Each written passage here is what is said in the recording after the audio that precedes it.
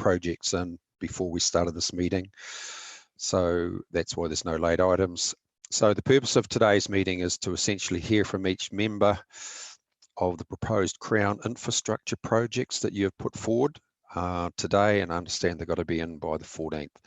So as we move through the meeting in your virtual agenda, you'll see there are some recommendations on page 9 of the agenda, and we will consider those at the conclusion after each mayor has spoken. So the order of the presentations, the Bay of Plenty Regional Council or myself will go first, followed by Taupo, Western Bay, Eastern Bay of Plenty. So you between Judy, Lynn and Malcolm, I hope you've sorted out the order there, that's fine. Then Stevie, Rotorua Lakes, and 10B, Tauranga City Council. So just some opening comments. As I said, this is absolutely unusual times, and our region, as well as other regions, are facing significant new challenges as a result of this lockdown and the COVID-19 pandemic. Primary industries and primary manufacturing are probably not going to be significantly disrupted in terms of day-to-day operation, as they operate as essential services. International demand in terms of some of these commodities is likely to return to some normality in terms of levels as countries come out of the lockdown. However, having said that, those of you who've had the opportunity, or probably don't have the opportunity, but who would like to look up the latest Rabobank statement in terms of the effect on primary industries as a result of international demand, there's some interesting reading there in terms of the expected decline in terms of consumables, especially the fast food sector. So anyway, that industry, they're still going to experience and will continue to encounter some logistical challenges in terms of labour shortages. There will be some labour shortages through the product supply chain, growth in construction and rental, hiring, real estate, food service, exactly. Food service are likely to slow down due to the virtual halt in immigration, which is the key driver for some of the GDP in our economy, and that's as a result of the continued border restrictions, which I think are most likely to occur even as we go out of level 4 to level 3 and then hopefully level 2.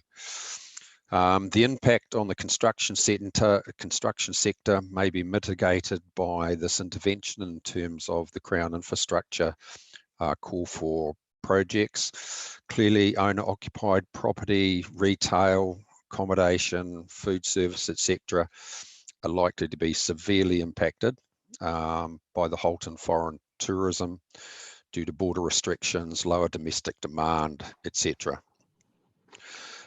With regards to potential impact, and specifically in the Bay of Plenty here in the sub-regions, Rotorua and Taupo especially, together with Tauranga, will face significant impact due to the severe halt in terms of overseas tourism.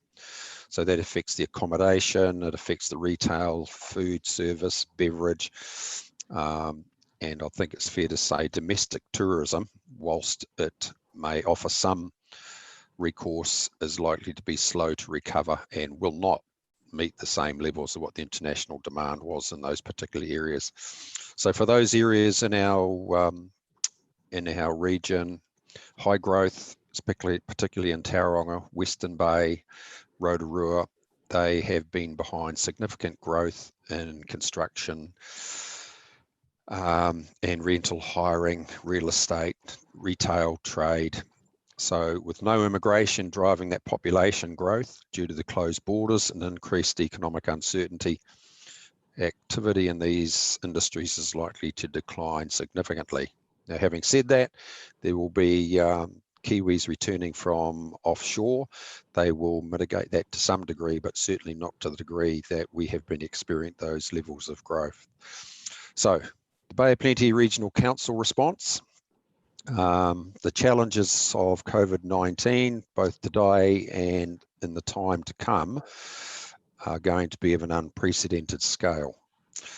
So by meeting these challenges as a region, I think we are best placed to help our economy and communities to recover. They give us the opportunity to consider where as a region we're likely to be headed, what our future looks like, and the role of everyone in participating to try and mitigate those negative effects to the degree that we can. So significant work is already underway in our region, planning for this economic and social recovery, both in the short, the medium, and the long term. But we know to be successful, we are going to require a unified approach, both sub-regionally, regionally, and nationally. And we also have to bring into that equation the participation of the Māori or our iwi partners, industry, as well as community groups. So the Regional Council we consider is well positioned to assist with the regional role to support recovery. Can't do it ourselves, but hopefully we can do it in partnership with our territorial authority partners. And what we'd like to do in our own case is invest in key projects to stimulate the economy and hopefully that economic recovery. So, as you know, our core focus is caretakers for the environment, and we're committed to our communities, recognising the role that we play as a critical one, both in supporting and protecting communities and the environment in which all those communities live. So our first cut is there are four main mechanisms that the Regional Council is progressing to support communities to recover from COVID-19. First is through Bay of Connections. Bay of Connections is not new to everybody. It's been through a service delivery change in recent times, but it's an independent leadership group consisting of Māori and business leaders from across the region. I think it's going to be well placed to support this regional effort. It's got existing networks across the regions. It interacts closely with EDAs, with councils, with industry, Māori organisations and others, as well as critical networks into central government agencies. So both those representatives are located in the Bay of Plenty, and what I'm referring to there is the position that Ezra fills in terms of the interaction with those central government agencies and with Wellington. So then we have the Crown infrastructure projects. So the Regional Council will be submitting 3 proposals related to flood infrastructure, which we consider are shovel-ready projects. So the first one, for those in the Eastern Bay of Plenty here, this is not news to you, but the Rangataiki Floodway project. If we're able to get this funded, it will complete a capital works improvements for the Rangataiki Tarawera Flood Protection Scheme. Our estimate is it will employ something over 50 people, but the cost of that is over $13 million. As you know, following the Edgecombe floods, the Cullen Review, and back in 2017, focused strongly on the completion of this project to safeguard both the local and the regional economy, because this is not just about people and houses, this is about infrastructure that services much wider area of Bay of Plenty. And at the time, Michael Cullen said this was a project that had urgency and should be completed as soon as possible. So that one is the first one. We have other flood protection resilience projects across all 4 Bay of Plenty river schemes. The first one is the new Nongatahaha flood protection works following the April flood event there. That's been ongoing for some time now, but we're now getting into the position where we need to put some people and machinery into that flood protection scheme to protect those communities at Nongataha. We've also got flood development work on the Whakatane River and the Waiaweka River. So this also includes supporting the Aportaki and the Whakatane PGF projects, in particular to Whakatane there. That's some rehabilitation or rebuild regarding the now funded PGF harbour development there, or the safe harbour adjacent to the landing road bridge.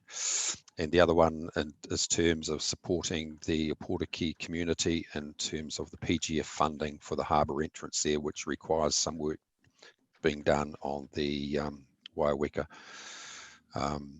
river stop banks. So those two projects, or those three projects there, two projects so there would include over 60 FTEs is our estimate, at a cost of about $12 million. The third project we're putting forward is progressing a step change shift in the current environmental performance of the Bay of Plenty's scheme drain network. So this for Portakey, Whakatane and the Kaituna area is very important. So our proposal here is to upgrade the drainage network to a best practice standard, which is above and beyond the current drainage maintenance levels of service. This project is currently limited by the scale and cost of works that would be required to achieve the significant environmental performance and community benefit that would flow from it. So we're proposing a cost share partnership with the Crown Infrastructure Fund, where we could consider a 1/3 of the total cost being contributed to by council, that's the regional council.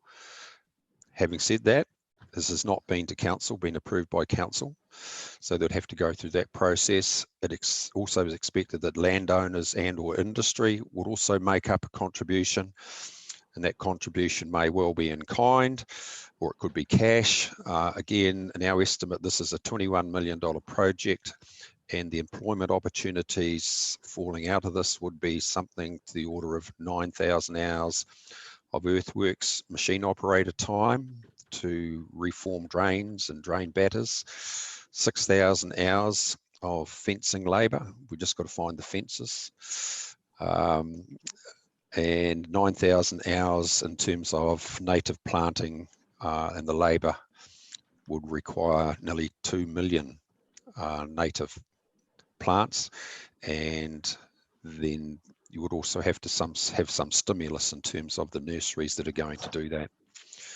Another one is what we refer to as the Green Works project. So it would deliver employment in the region alongside substantial environmental benefits. So when we say Green Works, what we're referring to is projects including pest control, biodiversity enhancement, environmental infrastructure such as wetland pest control. Could well be the Kaimai Mamaku extension in terms of what the pest control we're doing up there.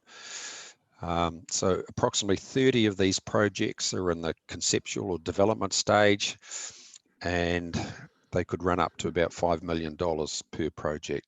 So further work will scope out the potential partnerships in terms of, because we think iwi is a critical partner in terms of these, as well as community groups. And essentially we're meaning volunteers in terms of these. And the last one is regional transport projects. There is going to be a number of transport projects proposed through the CIP process to ensure that they can be fully considered by the government through the Regional Transport Committee on the 6th of May. I'm told is the meeting of that Regional Transport Committee. And that would, if these projects are to get picked up, would require an alteration to the Regional Land Transport Plan. Following on from that, there's also a large range of potential public transport projects. These could include park and ride facilities, transport hubs, double tracking of the rail line in some locations, but these projects will be considered at the Public Transport Committee later this year. So that's the wind up from the Bay of Plenty Regional Council. What I'd propose to do is take questions at the conclusion of this, and I see that Lynn Restra's got a hand up as well as Stevie, so we'll take Lynn first. Thanks, Doug. I was quite interested in knowing, do you anticipate that the projects, especially around the flood resilience and so on, that they could all occur at the same time? You were thinking that if we're trying to, not just one after the other, as you would normally do in your calendar of projects, but you would anticipate that all of these could be undertaken at the same time, you know, having people employed on each of them? That's my first question.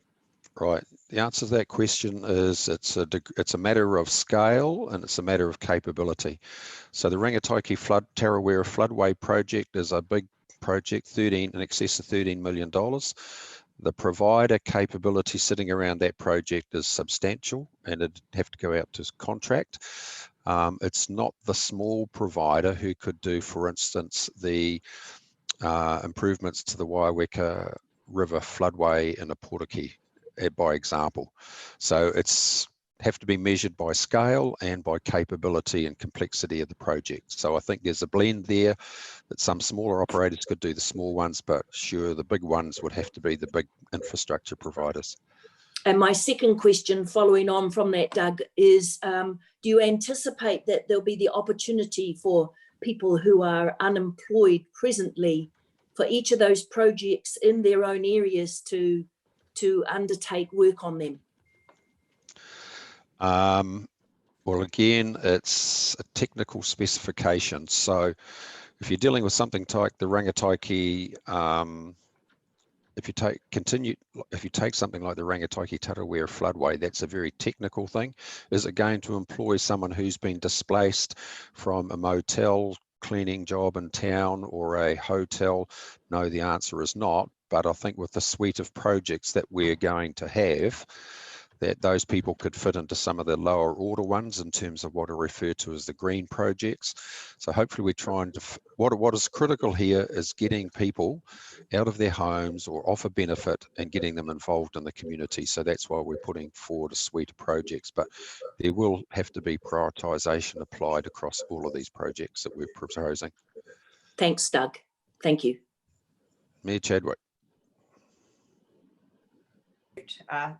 Thank you, Doug, and thank you for the overview too. That really shows the environmental protection focus of these projects. Of your shovel-ready projects, rather than the green ones that still seem to need a lot of work, is it the Rangataiki that's the one that you would put forward? And we really appreciate the flood protection work too here in Rotorua. And then the second part of the question is, when you're getting into the green projects, we'd be really interested in the use of geothermal for native plant nurseries and the food hub, the potential for that. So let me deal with the first one, Stevie. Is that some of the technical projects like the Rangataiki floodway is very technical, very specialist, Yep. high engineering level of input, hence the cost. The Nongataha one is that project is shovel ready, just needs some final sign off in terms of not the design, but the what do you call it when someone audits it. Something like the Nongataha floodway one, peer review. Yep. Someone like the Nongataha flood review can be done in-house by engineering. The institutional knowledge in terms of those minor level things can be kicked off straight away. And the second part of your question was what? It was the green projects and the potential for the use of geothermal, especially for the food hub concept that you've got in there, and also for native plant nurseries. Yes. Yeah. Now we can't do a lot of these green projects in terms of the biodiversity stuff without heavy input from the nurseries. And I think if there may well be an opportunity here for the Crown Infrastructure Fund to actually get in behind and support some of those existing nurseries to up their capacity and capability, which to a large degree, someone from being displaced from employment in Rotorua could do that quite capably. For instance, Doug, there's also potential for new nurseries. We've had great interest shown there. Yes, there is. Yep. But to get uplift in existing nurseries is a lot easier than starting a brand new one. All right. Okay, so that's all I've got there. And the next one is David Metrovirus and Topo. Thanks very much, Doug, Mr. Chair. Appreciate your time today. Yeah, so we have 16 projects that we've nominated, circa about 320 million, approximately 2,200 jobs. Basically, just briefly, the water and wastewater projects. We've got a civic, admin, and welfare centre that's shovel. These are shovel ready. Event centre upgrade. Great Lakes Centre upgrade, sorry, which is our main activity conference building in town. Also an event centre for Turangi, which have got a very low socio-economic situation down there, and also their facilities are still 1950s, power project buildings, very, very out of date. Also sports grounds, upgrade of sports grounds. So basically across the gambit, really. We have confirmed our PGF project, which was the airport rebuild, a new terminal and car park. They've confirmed, the government have confirmed as of last week that the PGF has still confirmed that funding, which is fantastic. So that's basically it, Doug. Happy to answer anything. Okay, thank you, David. Any questions for David? Mayor Chadwick. Stevie, you'll have to put your mic on, Stevie. And here, great to see you've got something about airports too. In view of Airways last week and their announcement, I think that's something as regional mayors we need to look at, especially with the impact on being part of an economic recovery. So we'd support you there. Sure, thank you very much. As far as the talking to our local aviators, that airport, obviously the tower, what are they called? The air towers or whatever they're called. That's been on the cards for quite some time. So I think they've snuck in the opportunity there to make that decision a little bit earlier than normal, but you guys might know more than that. Okay, thank you, David. So we'll move on to Mayor Webber.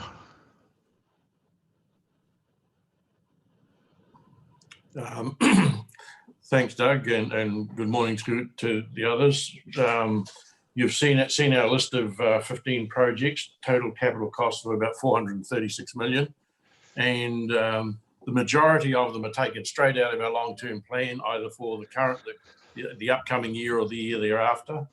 There's two projects in there though that you should be aware of. That's the Rangiuru Business Park, and that's in collaboration with Quayside. We put that in jointly. And there's another one, project number 6 on our table, which is public infrastructure to support development of Mayoral and Papakāinga housing, which is a little bit outside the box, but I think it's something that we're quite passionate about. If we can get Crown investment to enable that infrastructure to kickstart some housing around the Mayoral zones that we have, that's pretty significant to us. So apart from that, I've got nothing to add. We've circulated our story on our list, and I'm sure, being all diligent mayors, we've read it all. Thanks very much, Gary. Any questions of Gary? Or Mayor Webber, I should say, sorry. If not, can we move on to the Eastern Bay of Plenty? So do we have an order of presentation here? Judy, Whakatane going first, or someone else? Yes, I am. Yes, I am. So what we're doing is putting forward as a part of the wider Eastern Bay of Plenty suite, and our part of that totals $146 million. We see this as a great opportunity to take projects that are shovel ready, so that we can get some construction going, employment and economic activity revitalised. So our package includes 3 strategic areas. It is some urban regeneration projects, there's some 3 waters projects, and there's some transport and connectivity projects. Most of those have been signalled in our long-term plan or have been part of what was required or considered with the provincial growth fund. And so again, a lot of work has been done in that space. And we really are looking at providing some ratepayer relief, particularly with our twin setbacks of the Whakaari and now COVID. We've taken this collaborative approach with Eastern Bay of Plenty councils, the regional council and iwi, as we did with the provincial growth fund. So this is kind of more of the same for us, and we will be supporting some of the iwi applications to the Crown Infrastructure Fund who have their own priorities. We do believe that this package represents projects that are economically, socially and environmentally sound, and that the benefits of these do extend past the boundaries of our own district as well, and that the package complements projects that have been PGF funded already. We've done a lot of work planning with the PGF application, so a lot of the work done on reports now has a double opportunity to support projects that we're putting forward for this. So we are ready to go. I want to thank, just take the time to thank Mayor Ristra, Mayor Campbell and CEO Fiona McTavish and their respective teams for the incredible efforts that they've put in, particularly over this Easter weekend, to ensure that our package from the Eastern Bay of Plenty was complete to the standard required. I think that's all I need to say. Thank you, Mayor Turner. Any questions of Mayor Turner? If not, we'll move on to... I think it's me. Yes, Lynn. Mayor Ristra, welcome. And I have to say that I wasn't the one doing the work over the Easter holidays. I've been most impressed with the staff's input on these the joint effort here. So if you see that the whole group of projects that have been put forward for the Eastern Bay of Plenty is a mix of old and new. And the one that I'd like to emphasise that we've got for us is the Hukataya network. What we're trying to do is reticulate the Woodlands Hukataya area of Opotiki, which is up higher, it opens up a lot of area for construction and development if we were to get the reticulation done. And what we had already hoped to bring that forward in our long-term plan, even though it signals quite a few jobs in itself, the actual potential from this whole project opens up, especially with Whakatoia iwi around some of their interests in that area too. That's the biggie for us, alongside all of the ones that we already have under the PG funding. I think that's all I really need to say. I'm really pleased with the opportunity to work this together. I think that's been, again, a successful way to move forward on this with the government. So thanks, everybody. I don't think I need to say anything else. Okay, thank you, Mayor Ristra. So I'll take questions on the Eastern Bay when we've completed with Mayor Campbell. Mayor Campbell.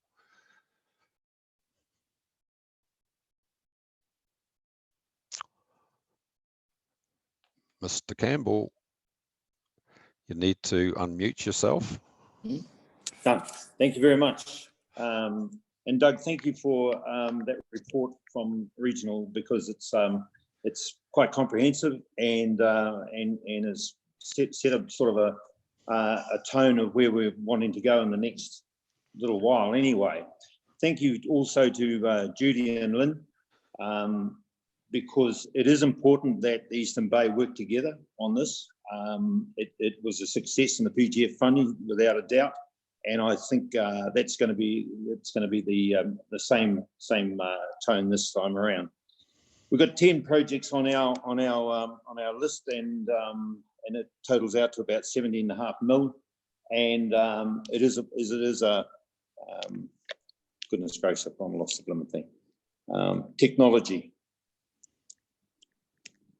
I'm actually amazing that I even realised that it was Tuesday this morning. So can I just say that a lot of this, as Lynn and Judy said, overarching what our PGF funding has gone for also. But there are some essential works that we want to get on with our wastewater and our water reticulation, and but it's all fairly small numbers, I will admit that, but nonetheless, we're all part of the Eastern Bay of Plenty. So, and I have to concur with the other two mayors. This has been a big project over the weekend for our team. Certainly, I haven't had a lot to put into it.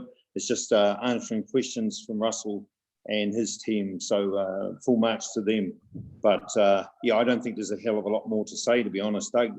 Just we've got a huge task ahead of us, and I think the most important thing is keeping that positive view right across the Eastern Bay of Plenty and Bay of Plenty as a whole, because we've got to. I think there's going to be some people hurting out there, and I know this afternoon, we'll be meeting. My council and I are meeting regards rates, and that is a concern. So at this point in time, I think that's about us. It's a bit of a wrap. Thank you, Doug. Okay, thank you, Mayor Campbell.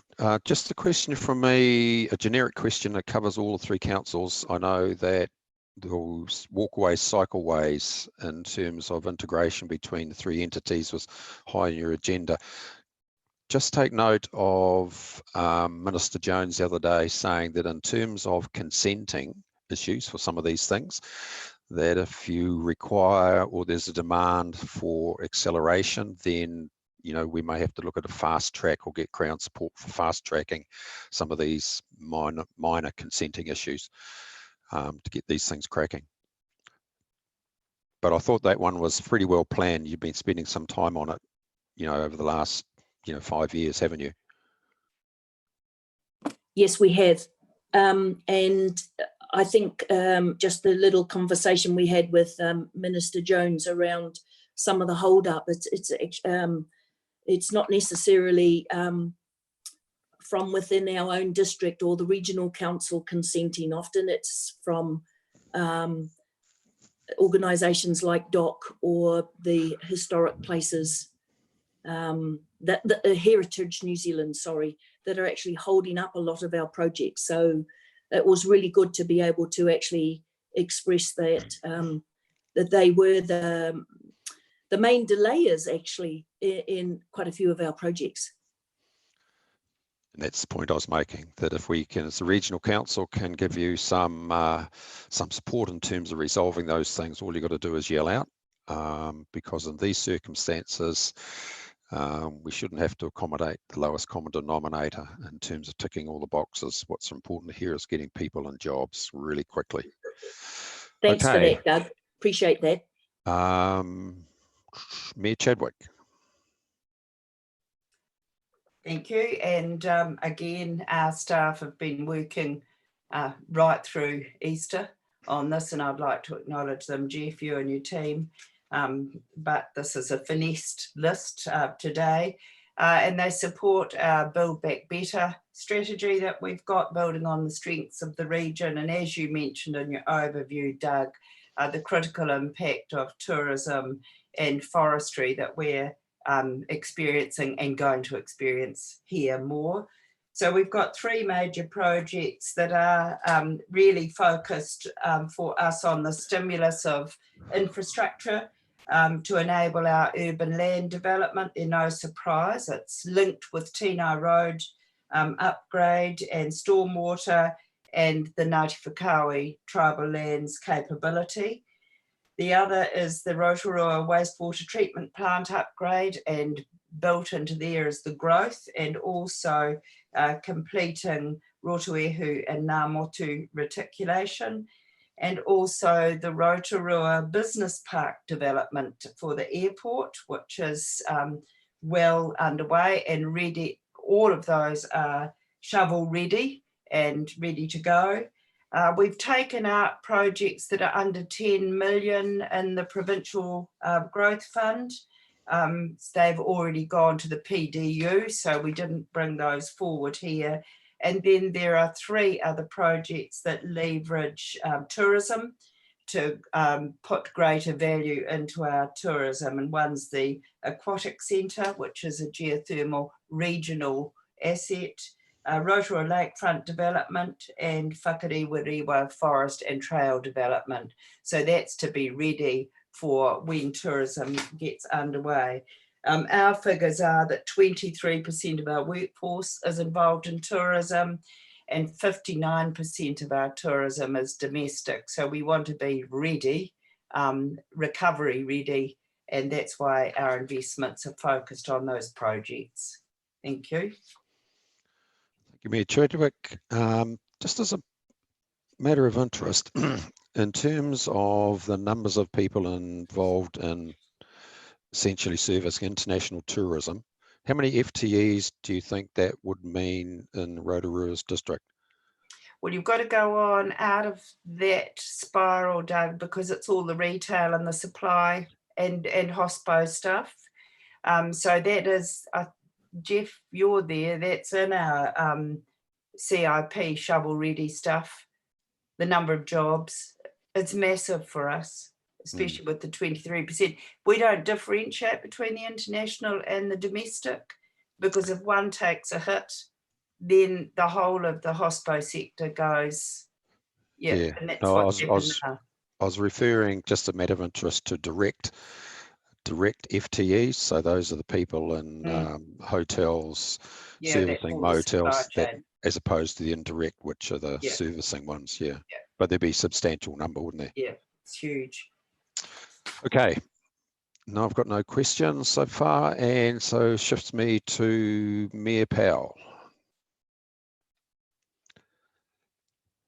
Thank you very much, Chairman Leader, and good morning to those that I didn't say good morning to with the technology challenges I had at the beginning. Great to hear from everybody. So I just also, like everybody, wanted to thank Marty, CJ and the entire executive team who have slaved over this project most of the weekend too. Thank you to all of you. Also, thanks to the elected members for their energy and engagement over the weekend on reviewing these. We've got a council meeting, 45 minutes as it transpires, to look at these and to potentially reprioritise what I'm about to talk about. But, you know, a lot of it is around regional cooperation. We've submitted ours under the wider heading of, excuse me, jobs and housing, which is going to be very, very important to us going forward. We've created some $1.1 billion across 24 projects, none of which are under $10 million, and the vast majority are well over $20 million. And I think really important to understand for Tauranga is that, you know, the construction industry here employs about 12% of our workforce, which is very, very significant. So naturally there is a focus on construction and housing. We have a housing crisis, as you know, anyway, and it's really just bringing forward a lot of what we have been talking about for some time, that which is already designated in the plans, both annual and long-term plan. So just nipping through the key ones, I won't take you through all 24 of them necessarily. I'm happy to do so, but I'm in the terms of time. What we call the Western Corridor, including the Tariko business estate in the urban growth area. This is around the creation of jobs and of course the housing, some 3,000 jobs and a similar amount of houses in Tariko West. The Te Papa spatial plan that we've talked about for some time now in terms of its redevelopment, the intensification of that area along the spine of Cameron Road. The Tauranga Eastern Corridor growth, which is Te Tumu and the urban areas surrounding that particular piece of geography, including the development of the Waiareki Town Centre infrastructure, again, which has been talked about for a long time. In terms of the three waters, the Western Stormwater Growth Infrastructure, we've introduced that as a close to $20 million project. The Waiari Water Supply Scheme, which we've talked about for some time, at around 117 million. The Tamanga Wastewater, the outfall pipeline. And similarly, the bioreactor at Tamanga. The Memorial Park Recreation and Leisure Hub, which is a lot bigger than it sounds on the surface, so I'm just having some minor technology problems here, is around about $100 million and has the ability to employ around 350 people. It's something that, you know, we consider to be very important going ahead. Whether it ends up being a top priority or not right now remains to be seen, but I think we will be asking for it given the impact on the well-beings, the magnitude of the project, and of course the the amount of employment that it creates. Western Corridor Community Facilities, a range of opportunities in there between sort of together, both residential and community facilities totaling around $100 million. So it goes. I won't take you through, in the essence of time, all the other detailed bits and pieces, but it really is the superset for us, understanding the government's need to work as a group of regional partners, which we agree with entirely, is all around ensuring that we under the superset of jobs and housing, that we introduce projects which are meaningful, both to the sub-region specifically and to the wider region, mostly in terms of logistics, transport and port operations, and freeing up the roads. Thank you, Mayor Powell. So we've got a question from Mayor Restra. And this probably goes to both, well, for all of us in the district, really, with the emphasis on construction and the realization that a lot of the people who will have lost their jobs at the moment are not in construction. I'm seeing the need for a lot of retraining, possibly, but also a sharing of workforces. And I'm just wondering what your views on that would be, both Mayor Tembe and Mayor Stevie. It seems to me that somehow, to start with, we are going to have to share the parts of the workforce until we get the rest up to scratch, I suppose, and also retraining. How will we go about that? So the question to Mayor Powell and Mayor Chadwick. Who wants to go first? I can start. A good question, and it happened very quickly through our Economic Development Agency. If I cite the example, when Tapuia lost jobs, all of them were employed and went over to help with horticulture in the Western Bay, which was fantastic, and are going over in Tapuia vans to work. So that got them moving quite quickly. But I think it's those initiatives we need to think of very, very quickly. But I'd do that through our EDAs, because it's our EDA that's leading the recovery initiatives that we're leading here. Thank you, Mayor Chadwick. Mayor Powell, want to add anything to it? Yeah, thank you. Look, for us, and I think really for the country, the small and medium enterprises are the backbone of what we do here. 97% of all businesses are small, and in terms of the employment that they have had, they've employed 30% of all employed New Zealanders. Those figures are going to change dramatically. We know that Treasury is going to come out with some forecast unemployment figures, and if they are in double digits, as is being suggested, it could be 275,000 people out of work. So putting resources via the EDAs and with great support from council, I agree with Stevie to a point, but I think that we have a role, certainly we do it in Tauranga here, to support the EDAs in ways which may be a bit more hands-on than normal, to invigorate and to stimulate our SME economy is going to be really very important indeed. The redeployment of people is certainly going to be part of it. There will be some, obviously tourism, retail are going to get hit, and hospitality are going to get hit really hard. And I think there is going to be a need to find ways to support that sector. The government are doing a good job, but with the packages that they've, the economic stimulus packages and the support packages, but at the end of the day, I think we're going to have something a lot more focused and a lot more hands-on for that particular sector. So I've got, thank you for that, Tenby. So I've got Mayor Webber. Yeah, thanks, Doug. It's a question to Tenby. It may be in your list somewhere, but I would have thought the access to the port conversion to a state highway for Totra Street and Hewlett's Road would have been most probably number one on your list, as it's been ongoing for a long time, and to keep that foremost in the face of central government would have been in our best interest, because it has an impact on the whole of the wider region.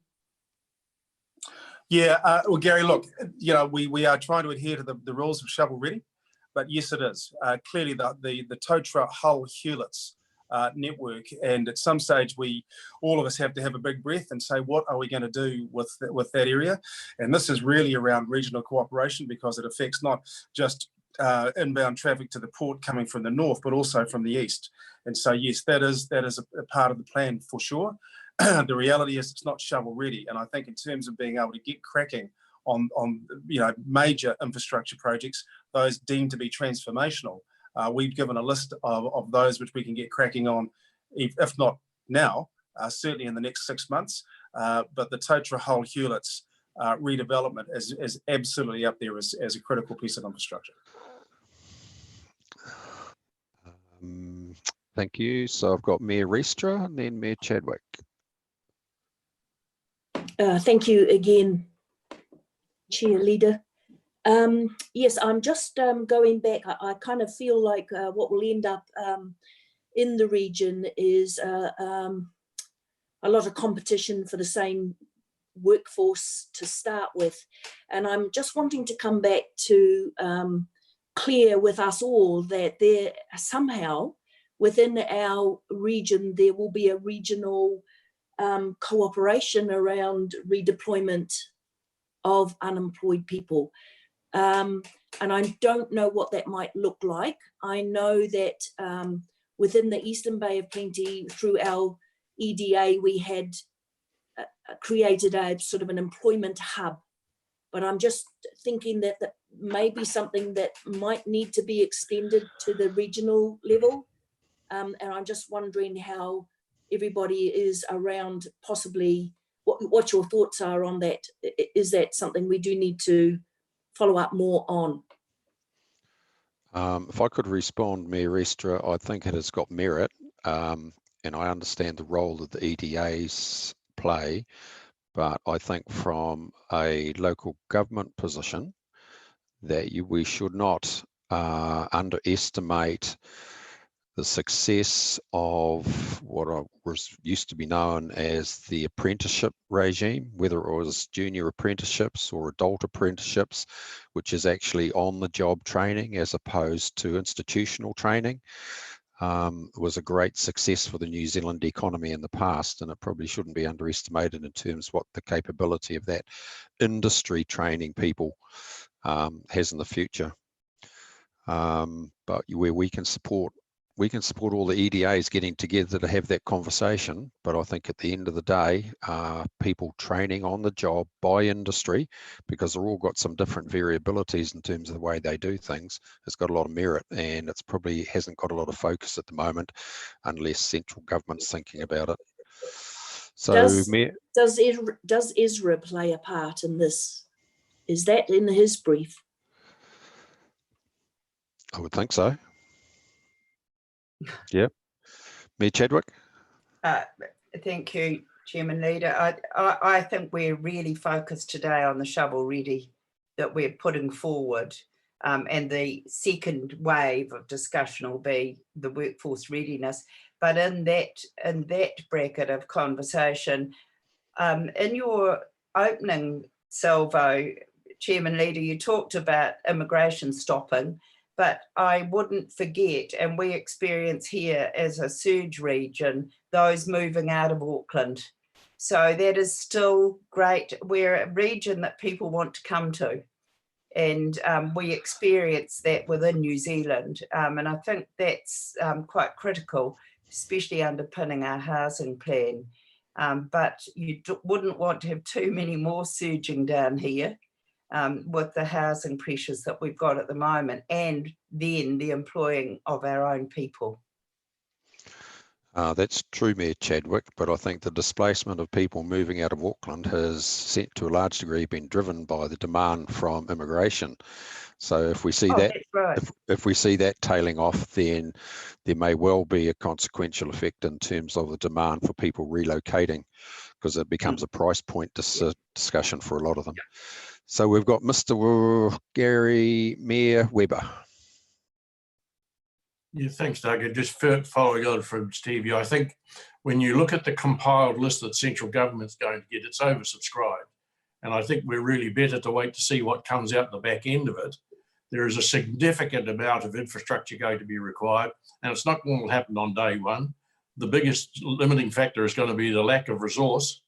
So I think it's a fair question, but it's one we may have to address in about 6 to 8 months when we know the outcome of what's been successful and what are the actual resources required.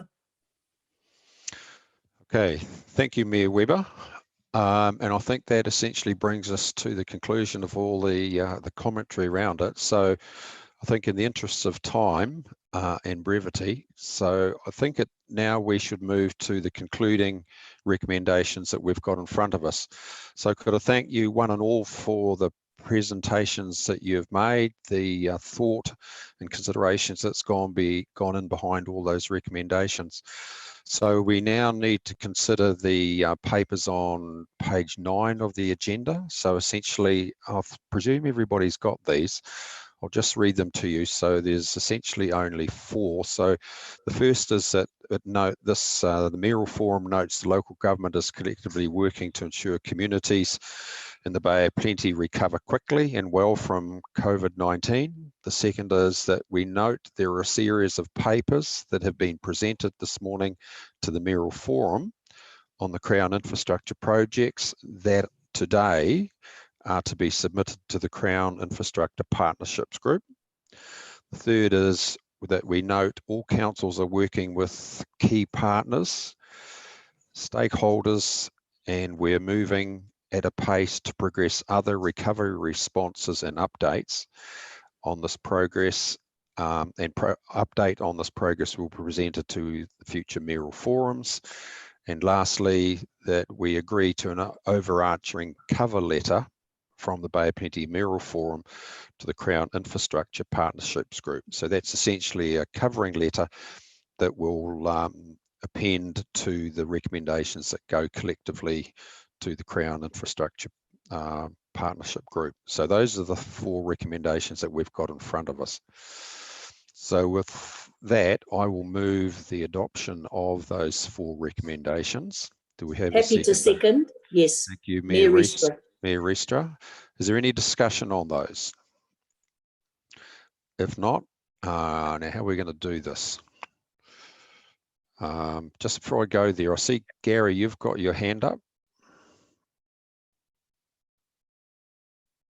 Mayor Webber? Not for that. I'd like to comment on the press release at some stage. But I think if we all put our finger up in front of the video, that should be enough for you, don't you?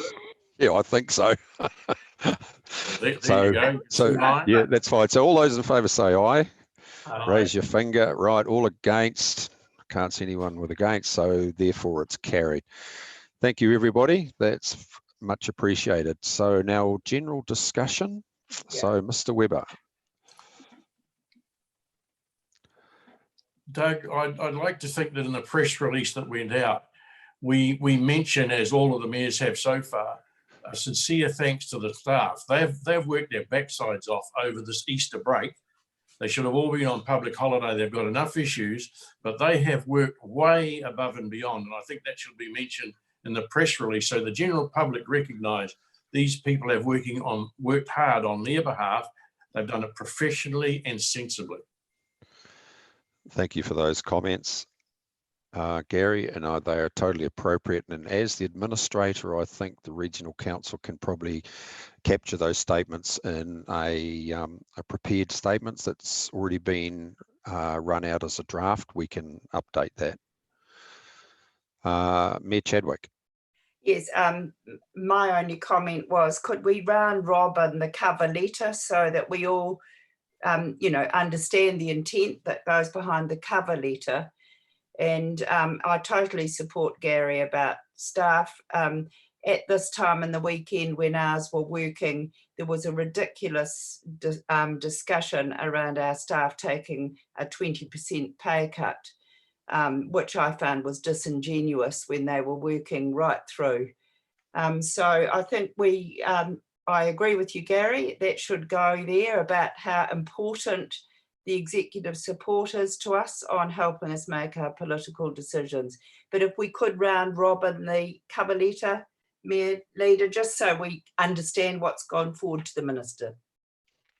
Yeah, no problem, Mayor Chadwick. Mayor Turner, do you have a question? No, a comment that I just didn't get to make before, but I think is relevant and may even be good to be mentioned is that, so I know in the Eastern Bay that there's been a number of contractors who have been in contact with people who would have previously been competitors and are working quite collaboratively to ensure that the industry stands up ready for this work. And I just think that to acknowledge the fact that there is some collaboration going on to make, in these circumstances, I think it's probably worth recognising. Thank you, Mayor Turner. Well said. It's testament to what pressure can engender in terms of collaboration or cooperation, but I think it stands to order that if a lot of these projects get across the line, then there will need to be collaboration and cooperation between the contractors, so that, you know, the local people aren't displaced as opposed, you know, and outsiders, contractors coming in, because it's the local people should be first and foremost in front of our minds. Okay, thank you, everybody. Mayor Chadwick. Sorry, one last thought. Minister Jones has asked again and again and again about rail, and it wasn't there because it's not shovel ready, but and it might be in the Eastern Bay, but for us, it is actually bursting open a rail proposal at a later stage for Taupo, Rotorua through to Auckland Airport. And I just want to put that on the agenda because the UNISAR current alignment is all about getting stuff to port, but also we want to consider at a future date rail. Okay, thank you, Mayor Chadwick. Miriam Terrace. Hi, Doug. Just a process question for you. So is the expectation from the mayors and yourself, Doug, that everything will be compiled as a group application with cover letters and the mayoral letter on top to go by close of play today? Is that your understanding? That's my understanding. So the submissions will be done on the basis that they are autonomous in terms of the sub-region. So you've got the Eastern Bay, which is a collective, you've got Rotorua, you've got Western Bay District Council, and you've got Tauranga and then the Regional Council, but there'll be a recovering letter from the Mayoral Forum, which is the result of this morning's discussion, appended to those independent documents, noting that they've been discussed, all been discussed by the Mayoral Forum. That's my understanding. So Mr. Weber? that's what I'm imagining. Can I confirm that with Fiona, that she's able to compile that on a group basis? Because obviously there's quite a lot of paperwork and forms. We've got the drafts and we're just finalising. As long as that's what everyone's agreeing to by close of play today. That's my understanding. Mayor Weber, have you got your hand up here? Yes, Doug, I thought the Regional Council had circulated what they were going to present as the overarching letter already. And I just thought that was going to be at the front and then everybody's stapled in behind with their own letters covering it. But it needs to be slightly updated now with some of the thoughts that we put in from today. Can we just clarify that, Mayor Restra, because when you say thoughts, are you referring to the press release? Yes, the press release mentioning the work that's been done over the long weekend by a lot of our manager CEOs. Yeah, no, we can do that. So, Fiona, have you been listening? You've been listening to this discussion?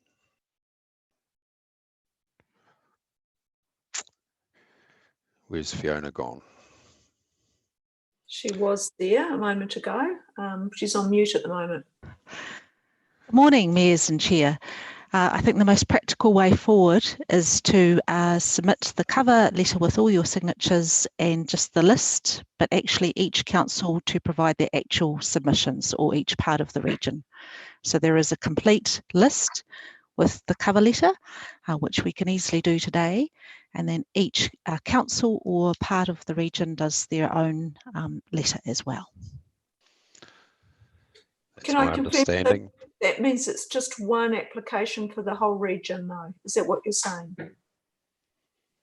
Miriam, I think we say that this has endorsed all of the, so the projects at the back of the Mayoral letter have been discussed and considered by the Mayoral Forum, and then separately each council or sub-region will also put through their detailed lists, because they do run to hundreds of pages.